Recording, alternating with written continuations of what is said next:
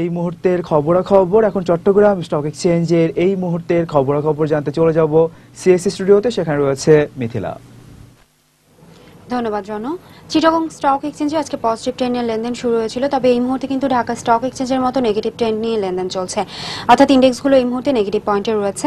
CSC selective category ইন্ডেক্সটি 6 পয়েন্টের মতো কমে 8729 পয়েন্টে অবস্থান করছে, আর 30 ইন্ডেক্সটি 32 পয়েন্ট কমে 12512 পয়েন্টে রয়েছে। আর এখনো পর্যন্ত মোট লেনদেনের পরিমাণ ছাড়িয়ে গেছে 11,21 লাখ টাকা।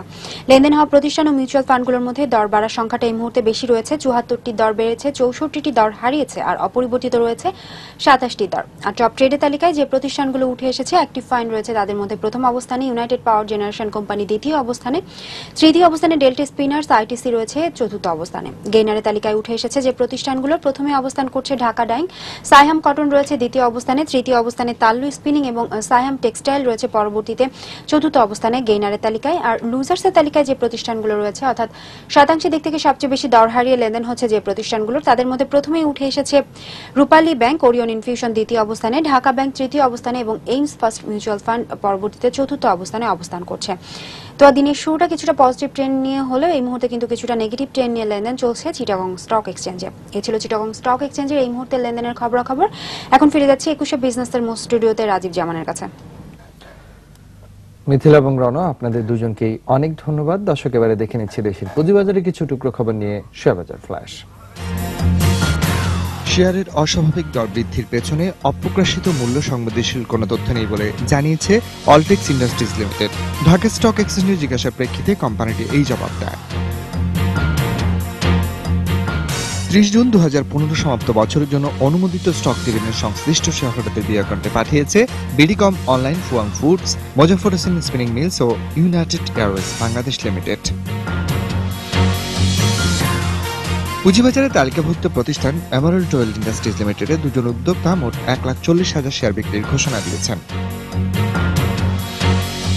ন্যাশনাল টিপস লিমিটেডের পরিচালনা পর্ষদের সভা অনুষ্ঠিত হবে আজ 20 জানুয়ারি। সভায় দ্বিতীয় প্রান্তিকের আর্থিক প্রতিবেদন পর্যালোচনা করা হবে। ইউনাইটেড এয়ারওয়েজ বাংলাদেশ লিমিটেডের পরিচালনা পর্ষদের সভা অনুষ্ঠিত হবে আগামীকাল 21 জানুয়ারি। সভায় প্রথম প্রান্তিকের আর্থিক প্রতিবেদন পর্যালোচনা করা হবে। এমারাল্ড অয়েল ও মতিন স্পিনিং মিলস লিমিটেডের পরিচালনা পর্ষদের সভা অনুষ্ঠিত হবে আগামীকাল 21শে জানুয়ারি। সভায় দ্বিতীয় প্রান্তিকের আর্থিক প্রতিবেদন পর্যালোচনা করা হবে। সমরিতা হাসপাতাল লিমিটেডের পরিচালনা পর্ষদের সভা অনুষ্ঠিত হবে আগামী 23 জানুয়ারি। সভায় দ্বিতীয় প্রান্তিকের আর্থিক প্রতিবেদন পর্যালোচনা করা হবে। বাংলাদেশ সাবমেরিন কেবল কোম্পানি ও মাইডাস ফাইন্যান্সিং লিমিটেডের পরিচালনা পর্ষদের সভা অনুষ্ঠিত হবে আগামী 24 জানুয়ারি। সভায় দ্বিতীয় প্রান্তিকের আর্থিক প্রতিবেদন পর্যালোচনা করা হবে। নর্দার্ন জুট ম্যানুফ্যাকচারিং কোম্পানি ও মারিকো বাংলাদেশ লিমিটেডের পরিচালনা পর্ষদের সভা অনুষ্ঠিত হবে আগামী 25 জানুয়ারি। ম্যারিকোর সভায় তৃতীয় প্রান্তিক ও নর্দার্ন জুটের সভায় দ্বিতীয় প্রান্তিকের আর্থিক প্রতিবেদন পর্যালোচনা করা হবে। আমান ফিড লিমিটেডের মার্কেট ক্যাটাগরি বদলে গেল। কোম্পানিটি এম ক্যাটাগরি থেকে এ ক্যাটাগরিতে উন্নীত হয়েছে। ক্যাটাগরি পরিবর্তনের ফলে আগামী 30 কার্যদিবসে এই শেয়ারটির মার্জিন ঋণ প্রযোজ্য হবে না। দর্শক, এখন রয়েছে দেশের পুঁজিবাজার পরিস্থিতি নিয়ে বিশেষ আলোচনার জন্য আমাদের স্টুডিওতে উপস্থিত রয়েছেন প্রাইম ফাইন্যান্স ক্যাপিটাল ম্যানেজমেন্ট লিমিটেডের ব্যবস্থাপনা পরিচালক ও প্রধান নির্বাহী কর্মকর্তা ডক্টর এম মোশাররফ হোসেন। আমরা কথা বলবো তার সাথে। আপনারা আমাদের সঙ্গে আলোচনায় যোগ দিতে পারেন 818925 ও 818926 নম্বরে ফোন করে। আপনাকে স্বাগত আমাদের আজকের আয়োজনে। Thank you. আমরা প্রথমেই ওভারঅল নতুন বছরের পুঁজিবাজারের সবকিছু মিলিয়ে অবস্থানটা কেমন দেখছেন একটু জানতে চাইবো। এই বছরের শুরুটা তো ভালোই যাচ্ছে এবং আমাদের এক্সপেকটেশনও ভালোই যাবে বলে, কারণ আপনি দেখতে পাচ্ছেন যে ট্রেড ভলিউম যেটা হচ্ছে এইটা কিন্তু ডে বাই ডে বাড়ছে এবং সাস্টেইনও করছে সোফার। হয়তো কিছু প্রফিট টেকিং থাকছে, এটা স্বাভাবিক। যেমন আজকে সকালে একটু আপ ট্রেন্ড ছিল, একটু আগে আপনাদের এখানে ফ্ল্যাশে দেখাচ্ছিলেন, আবার এখন একটু ডাউন। তো এটা কিন্তু থাকবে কন্টিনিউয়াসলি, আমরা ঠিক স্বাভাবিক চিত্র এটাই। এবং এটাকে আমাদের খুব বেশি এখানে এইটার সাথে সাথে যে না খারাপ কিছু হয়ে যাচ্ছে, নট দ্যাট, যে আজকে যদি দিনের শেষে যদি খারাপও হয় এটা নিয়েও কিন্তু আসলে ওইভাবে ভাববার কিছু নেই ইনভেস্টরদের। কারণ আপনার কন্টিনিউয়াসলি কিন্তু উঠছে, একদিন কিন্তু অ্যাডজাস্টমেন্ট হতেও পারে, আবার নাও হতে পারে। তো আমরা এটার ভালো দিকটাই দেখছি। যেমন গতকালকেও কিন্তু আপনারা দেখেছেন যে 720 কোটি টাকা ট্রেড হয়েছে, তার আগে কিন্তু এরকম বেশ কয়েকদিনই 800 কোটিও আপনার ছুঁয়েছে। তো এটা একটা ভালো সিমটম ক্যাপিটাল মার্কেটের জন্য। ইনভেস্টমেন্ট করতে ইনভেস্টররা ইন্টারেস্ট নিচ্ছেন। আর তাছাড়া এখন আপনার ডিসেম্বর এন্ডের যে বিষয়গুলো আছে, যে শেয়ারসগুলো আছে, এগুলোর কিন্তু সামনে আপনার ডিক্লারেশনস আর কামিং আপ, এবং সেগুলোকে আপনার দেখে যদি ইনভেস্ট করে ডেফিনেটলি পুঁজিবাজারের থেকে ভালো রিটার্ন ইনভেস্টররা নিতে পারবেন। এবং আপনি যদি আরো একটু দেখেন, অনেক ব্যাংকের যারা কিন্তু এই ক্যাটাগরিতে আছে, এদের শেয়ার এখনো কিন্তু ফেস ভ্যালুর নিচে ট্রেড হচ্ছে। দু একটা, আমি ঠিক নাম বলবো না এখানে, হয়তো স্ক্রিনে দেখলেই বোঝা যায়। তো এরা তো মিনিমাম ওটা 10% দিবে to be to keep them in the A categorized list. তো সেই ক্ষেত্রে এই শেয়ারগুলো যখন আপনার 10% আপনার রিটার্ন হবে, having face value of having market price less than face value, তাহলে এটার তো আপনার একেবারে স্যাঙ্গুইন একটা রিটার্ন আছে, এবং সেটা ঘটছে কিন্তু উইদিন 2 to 3 months। এই জায়গায় কিন্তু একটা আপনার মোটামুটি স্যাঙ্গুইন একটা প্রফিট আমরা দেখতে পাই। এইসব কারণে মোটামুটি ভালো যাবে বলে আমরা এক্সপেক্ট করছি। আচ্ছা, পুঁজিবাজার 2016। আমরা বিগত সময়গুলোতে অনেক ধরনের পরিবর্তন হয়েছে পুঁজিবাজার কেন্দ্রিক, আমাদের নিয়ন্ত্রণ সংস্থা বা অনেক নিয়ম নীতি পরিবর্তন হয়েছে, এবং পুঁজিবাজারের শক্তিশালী করার জন্য কিন্তু এগুলো হয়েছে। কিন্তু একটি বিষয় একটু আলোচনায় আনতে যে আমরা নেগেটিভ ইকুইটি গুলো নিয়ে খুব একটা স্বস্তিতে নেই আসলে কোনো পক্ষই, সেই জায়গাটায় আসলে 2016তে আমরা কি প্রত্যাশা রাখবো? এমনিতে মার্কেট খারাপ থাকলে আপনার নেগেটিভ ইকুইটিটা তো আসলে আরো ওর্স হয়, আর মার্কেট যদি ভালো হয় তাহলে নেগেটিভ ইকুইটি সিচুয়েশনটা কিন্তু একটু ইমপ্রুভ করবে। তো আমরা এক্সপেক্ট করছি যে 2016তে মার্কেট ভালো যাবে। সেই ক্ষেত্রে হয়তো নেগেটিভ ইকুইটি কিছুটা ইমপ্রুভ করবে, কিন্তু ফুললি আপনার এটা পজিটিভ ইকুইটিতে আসা সেটা ঠিক ডিফিকাল্ট হবে, কারণ ফর দি লাস্ট 5 years এটা কিন্তু কন্টিনিউয়াসলি আপনার কমেছে এবং নেগেটিভ ইকুইটি বেড়েছে। তো এটাকে হঠাৎ করে এক বছরে কিন্তু আপনার এই ঠিক পজিটিভে নিয়ে যাওয়া, এটা ঠিক আমরা এক্সপেক্ট করছি না। তবে আপনি যেটা বলছেন সেটা উই মাস্ট অ্যাডমিট যে এই নেগেটিভ ইকুইটির যে প্রবলেমটা, এইটা আসলে মার্চেন্ট ব্যাংক বলেন, যারা স্টক ব্রোকার মার্জিন দিয়েছে, তারা কিন্তু খুব সাফার করছে কয়েকভাবে। একটা তো হচ্ছে যে ধরেন যে আপনার ট্যাক্স পারপাসে নেগেটিভ ইকুইটির যে ইন্টারেস্টটা, সেটা তাকে প্রভিশন করতে হয়। তো ট্যাক্সে যখন ফাইলটা যায় তখন ওই প্রভিশনটাকে কিন্তু অ্যাড ব্যাক করে ওইটার উপর আবার ট্যাক্স করে দেওয়া হয়। আচ্ছা আচ্ছা। তা আমাদের যারা আমরা মার্কেটে আছি, আমাদের একটা রিকমেন্ডেশন ছিল যে এই যে নেগেটিভ ইকুইটির প্রভিশন যেটা, এটা ঠিক আছে অ্যাড ব্যাক করুক, কিন্তু পরবর্তীতে আবার ক্যালকুলেটেড ট্যাক্স থেকে রিবেট দিয়ে দেওয়া হোক। এটা তো আপনার একেবারে জেনুইন কেস, এবং এটা পেতেই পারে। আমরা পলিসির কারণে হয়তো প্রভিশনটাকে অ্যাড ব্যাক করে নিচ্ছি, কিন্তু ওইটা তো আসলে টাকাটা তো নাই। আমরা যারা মার্চেন্ট ব্যাংকার, স্টক ব্রোকার, আমাদের কাছে কিন্তু ওই টাকাটা নেই। তো সেটা আপনার পরবর্তীতে ট্যাক্স যেটা আসছে যদি এসে থাকে সেটাকে রিবেট করে দেওয়া, আর যদি লসই এসে থাকে তাহলে ওইটাকে অন্তত লসের সাথে অ্যাড করে ক্যারি ফরওয়ার্ড করা। এটা ছিল আমাদের ইয়ে। তো এটা হচ্ছে না, এটা একটা বার্নিং। নাম্বার 2 হচ্ছে আপনার বাংলাদেশ ব্যাংক থেকে কিন্তু একটা প্রেশার আসে ব্যাংক এবং এফআই গুলোতে, যে তোমরা এক্সপোজার কমাও।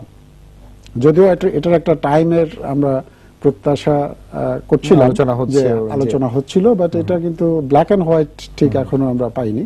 তো এইটাতে কি হয়, আপনার যখন বাংলাদেশ ব্যাংক প্রেশার দেয় আমার প্যারেন্ট কোম্পানিকে, হ্যাঁ, ব্যাংক অর এফআই কে, তখন তারা কিন্তু তার সাবসিডিয়ারিকে প্রেশার দেয়। সাবসিডিয়ারি কি করে, মার্কেটে আপনার সেল করে। আলটিমেটলি কিন্তু প্রেশারটা গিয়ে পড়ছে মার্কেটে পড়ছে। তো এটাও মার্কেটকে কিন্তু আপনার নেগেটিভলি এফেক্ট করছে।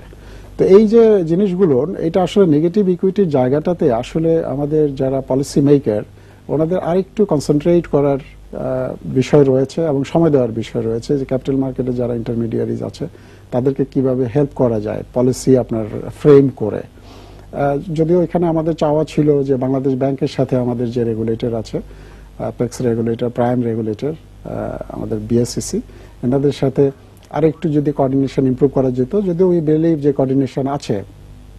অনেক সময় যদিও এখন হচ্ছে বেশ, যেমন মনিটারি পলিসির বিষয়ে হয়তো আপনারা জানেন, আর সেখানে আমরা দেখতে পাচ্ছি যে কিছুটা আপনার নমনীয় একটা সম্প্রসারণমূলক অ্যাটিটিউড, হয়েছে। সম্প্রসারণমূলক যে অ্যাটিটিউড আছে, সেটা ডেফিনেটলি হেল্প দি ক্যাপিটাল মার্কেট।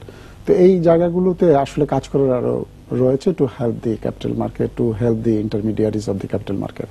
আচ্ছা আচ্ছা, আমরা ছোট্ট একটা বিরতি নিতে চাই, বিরতির পর আবার আলোচনায় ফিরে আসবো। ওকে, প্রিয় দর্শক, এবারে নিচ্ছে একটা বিরতি, ফিরে আসবো আবার অতিথির সঙ্গে আলোচনায়, আর ততক্ষণ আমাদের সঙ্গেই থাকুন।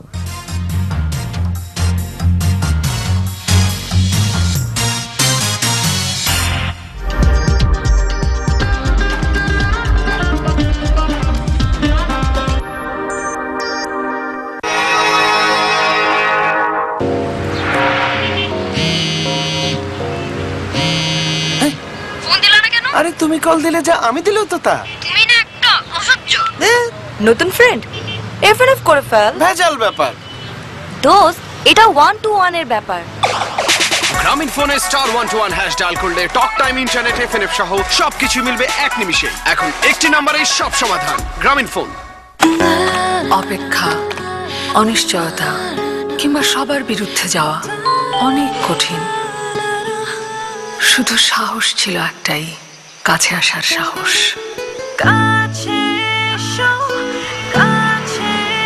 আংটিটা পুরনো হলেও ভালোবাসা কিন্তু আগের মতোই আছে। এভাবেই তৈরি হয় কাছে আসার সাহসী গল্পগুলো। আর আপনার সাহসী গল্প নিয়ে তৈরি হবে এবারের ভালোবাসা দিবসের 3 নাটক। গায়ে থেকেও বিশ্ব জুড়ে ছড়িয়ে পড়ছে বাংলাদেশ। এই তো সময় বাংলাদেশ, এই তো সময় বাংলাদেশ। দূর থেকেও পাশেই যেন নির্ভরতার স্পষ্ট আওয়াজ। এবার হবেই বাংলাদেশ, এই তো সময় বাংলাদেশ। এবার কে আর পথ আটকাবে, সুপার স্পিডে বাংলাদেশ, এই তো সময় বাংলাদেশ। এই তো সময়, সময়ের চেয়ে এগিয়ে থাকবার। Super speed, super 3G coverage, super voice clarity নিয়ে এলো গ্রামীণ ফোনের সুপার নেটওয়ার্ক। এই তো সময় বাংলাদেশ। চলো বহুদূর, গ্রামীণ ফোন। বাংলাদেশের লক্ষ লক্ষ মানুষের আস্থা অর্জনের মাধ্যমে পিওরিটের 5 বছর পূর্তি। এই আনন্দে প্রতিটি পিওরিট ক্লাসিক এখন 1010 টাকা কমে, মাত্র 2990 টাকা।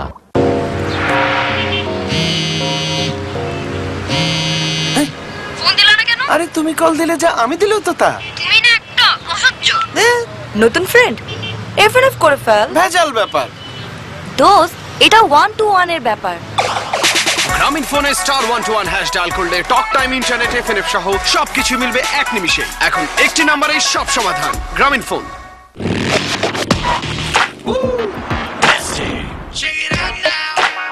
নে অবস্থা দেখ, এর জন্য সাবান নয়, চাই magnet action. Fair and lovely men's face wash, যার ম্যাগনেট অ্যাকশন ত্বকে জমে থাকা তেল ও ধুলোবালি টেনে বের করে আর আপনাকে দেয় fresh instant bright look. Fair and lovely men's face wash.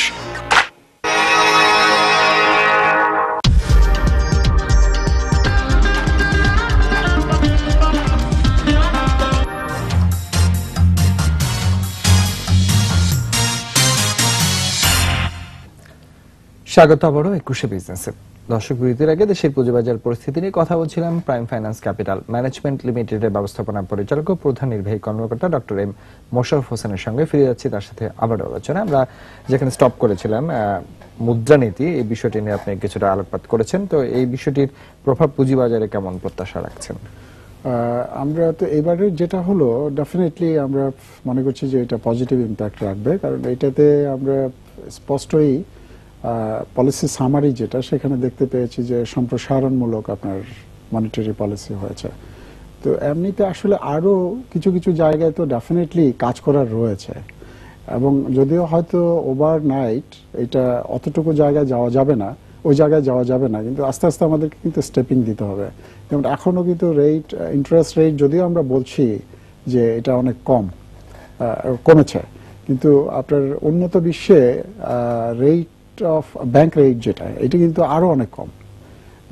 আরো অনেক রিসেন্টলি আমি অস্ট্রেলিয়া ভিজিট করলাম, সেখানে আমি দেখলাম যে আপনার ব্যাংকের ফাইন্যান্সের রেট হচ্ছে আপনার 3 to 4%, আর এফডি রেট হচ্ছে আপনার 2 থেকে 2.5%। তা আমাদের দেশে কিন্তু এটা আপনার 9 to 12, এবং আপনি যদি ইনভেস্ট করতে যান, কোনো ফাইন্যান্সের জন্য যান, সেটা ইভেন আপনার 14 পর্যন্ত আছে। তো এটা হচ্ছে ডিফিকাল্ট, কারণ 14 আপনার ব্যাংককে ইন্টারেস্ট দিয়ে তারপরে তাকে লাভ করতে হবে। তো এই জায়গাটাতে এখনো কিন্তু আমরা রিকোয়েস্ট রাখছি ফ্রম দি আপনার professional corner as well as the আপনার প্র্যাকটিশনার, যে এখানে কিন্তু আপনার আরো অ্যাডজাস্ট করার বিষয় রয়েছে। রেট যেটা রয়েছে এটাকে কিন্তু আরো আপনার রেশন করার জায়গা রয়েছে। তাহলে গিয়ে কি হবে, আপনি যারা বিজনেস করছে তারা একটা কুশন পাবে এবং সেটা আবার ফ্লাও ব্যাক হবে টু দি বিজনেস, সেখানে আপনার এমপ্লয়মেন্ট হবে এবং অ্যাট দি এন্ড যে ইকোনমিক যে স্ট্যাবিলিটি সেটা আসবে এবং আলটিমেটলি আমাদের যে ন্যাশনাল গোল সেটা অ্যাচিভড হবে। তো এই জায়গাটাতে কিন্তু একটা আপনার এই ফান্ডামেন্টাল ইস্যু রয়ে আছে যে এটাকে আরো রেশন করার জায়গা, এটাতে আমাদের কনসেন্ট্রেট করার বিষয় রয়েছে। আর এমনিতে এইটা যদি করা হয় সেই ক্ষেত্রে কিন্তু পুঁজিবাজারের জন্য আরো বেশি উপকার বয়ে আনবে, কারণ তখন ব্যবসায়ীরা কি করবে, সে ব্যাংক থেকে টাকা নেবে একটু কম রেটে, সে ব্যবসা করে লাভটা বেশি পাবে, শেয়ার হোল্ডারকে লাভটা বেশি দিতে পারবে। এবং অন্যদিকে ব্যাংকে তখন হয়তো এখানে একটু ব্যালেন্সিং হবে, এফডিটা যেটা যেত অনেক বেশি সেটা একটু ব্যালেন্সড হয়ে ক্যাপিটাল মার্কেটের ইনভেস্টমেন্টটা হবে। এতে দুটো উইং যেটা money market and capital market দুটো ব্যালেন্সড হবে এবং আমরা গ্লোবাল যে প্র্যাকটিস সেটার সাথে আপনার মানে কাছাকাছি থাকবো।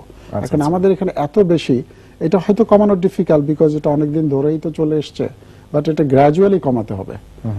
আদারওয়াইজ আমাদের যে ইকোনমিক স্ট্যাবিলিটি অ্যান্ড ভায়াবিলিটি যেটা আমাদের আলটিমেটলি চাওয়া সেই জায়গায় যেতে কিন্তু সময় লেগে যাবে।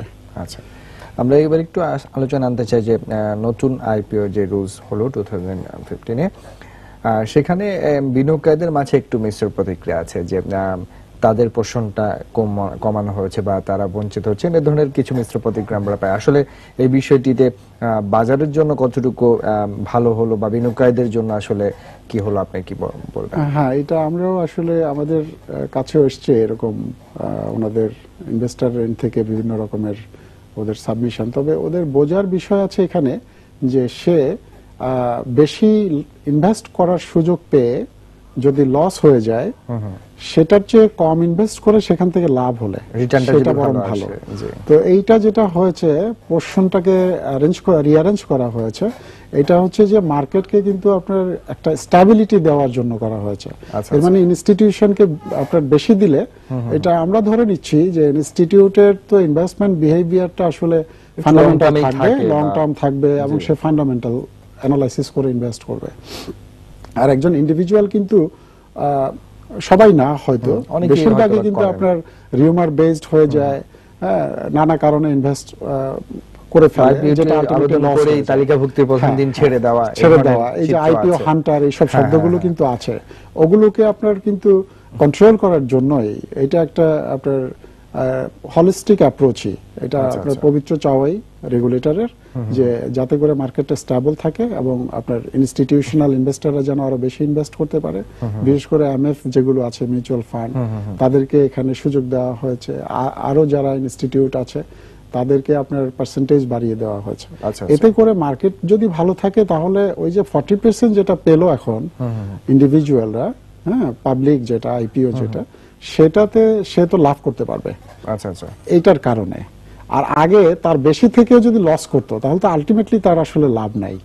তো এই জায়গাটাতে এই যে মেজর একটা চেঞ্জ এখানে হয়েছে, আরো চেঞ্জ হয়েছে টু এনশিওর দি আপনার compliance, to ensure the good governance in the আপনার ফাইন্যান্সিয়ালস, ইন দি আপনার ডকুমেন্টেশনস, অডিটর এন্ডে, ইস্যু ম্যানেজারের এন্ডে, ভ্যালুয়ারের এন্ডে দায়িত্ব বাড়িয়ে দেওয়া হয়েছে। এইটা ওনারা সারা ওয়ার্ল্ডেরই, বিশেষ করে আমাদের নেইবারিং কান্ট্রিগুলোর প্র্যাকটিস দেখে তারপরে সিকিউরিটিজ এন্ড এক্সচেঞ্জ কমিশন করেছেন। এটাকে উই শুড মানে ওয়েলকাম দিস আপনার নিউ আইপিও রুল এবং উই শুড ফলো ইট। এবং এটা ভালো হবে ক্যাপিটাল মার্কেটের জন্য। জি, এবার একটু আসবো যে আমরা চেষ্টা করি যে এই প্রোগ্রামটির মাধ্যমে যে বিনিয়োগকারীরা সচেতন হোক, কারণ তাদের বিনিয়োগটা যদি ভুল হয় তাহলে কিন্তু তার ক্ষতিটা কেউ পক্ষে আসলে পুষে দেওয়া সম্ভব নয়। তো সেক্ষেত্রে নতুন বছরে বিনিয়োগকারীদের উদ্দেশ্যে কি বলবেন, আসলে কি দেখে তারা বিনিয়োগটার সিদ্ধান্ত নিতে পারেন?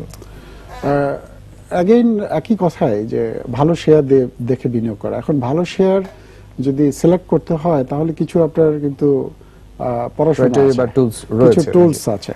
এবং সেখানে তাকে ফাইন্যান্সিয়াল লিটারেসি যে বিষয়টা আছে সেই দিকে তাকে একটু হলো নজর দিতে হবে। এখানে কিন্তু আসলে না জেনে না বুঝে বিনিয়োগ করার জায়গা না এটা, এবং জেনে এবং বুঝে যদি বিনিয়োগ করে যায় তাহলে কিন্তু সে ভালো প্রফিট এখান থেকে করার সুযোগ আবার আছে, যেহেতু হাই রিস্ক হাই রিটার্ন এই জায়গাটাই হচ্ছে সেই জায়গা। তো এখানে আমি যেহেতু হাই রিস্ক নিচ্ছি তাহলে বুঝে শুনে আমাকে রিস্ক নিতে হবে, আর নিতে গেলে আমাকে ফাইন্যান্সিয়াল লিটারেসি জানতে হবে। এবং আমাদের যে সিকিউরিটিজ অ্যান্ড এক্সচেঞ্জ কমিশন ওনারাও এটা নিয়ে খুব সোচ্চার to give the knowledge, to give the analytic skills to the investors. যে উইমেনদের একটা আপনার প্রোগ্রাম ওনারা আপনার করতে যাচ্ছেন, তারপরে গতকালকে আর পরশুই কিন্তু আরেকটা আপনার আমাদের যে আগের যিনি এক্সিকিউটিভ ডাইরেক্টর তারিকুজ্জামান সাহেব উনি কিন্তু কয়েকটা সেমিনার করেছেন আপনার কর্পোরেট গভর্নেন্সের উপরে। তো এই মেসেজগুলো আমাদের সব ইনভেস্টর এন্ডে যেতে হবে এবং সেভাবে আমাদেরকে নিজেদেরকে তৈরি করতে হবে, নিজেদেরকে এগিয়ে আসতে হবে। আপনার এমনিতে আসলে রিউমার বেসড ইনভেস্ট করলে হবে না, you have to know the fundamentals prospect, তারপরে আপনি ইনভেস্ট করবেন এবং ভালো রেজাল্ট এখান থেকে পাবেন। আমরা সেই প্রত্যাশা রাখছি। অবশ্যই বিনিয়োগকারীরা যত বেশি সচেতন হবেন তত বেশি শক্তিশালী পুঁজিবাজার আমরা গড়ে তুলতে পারবো। আমরা সেই প্রত্যাশা রেখে শেষ করছি। আপনাকে অনেক ধন্যবাদ। আপনাকে অনেক ধন্যবাদ। প্রিয় দর্শক, এতক্ষণ দেশের পুঁজিবাজার পরিস্থিতির নানা দিককরণী নিয়ে কথা বলছিলেন প্রাইম ফাইন্যান্স ক্যাপিটাল ম্যানেজমেন্ট লিমিটেডের ব্যবস্থাপনা পরিচালক ও প্রধান নির্বাহী কর্মকর্তা ডক্টর এম মোশাররফ হোসেন। দর্শক, এবারে নিচ্ছি আরো একটা বিরতি। দুপুর 12:30 আবারও ফিরে আসবো 21 বিজনেস। ততক্ষণ আমাদের সঙ্গেই থাকুন।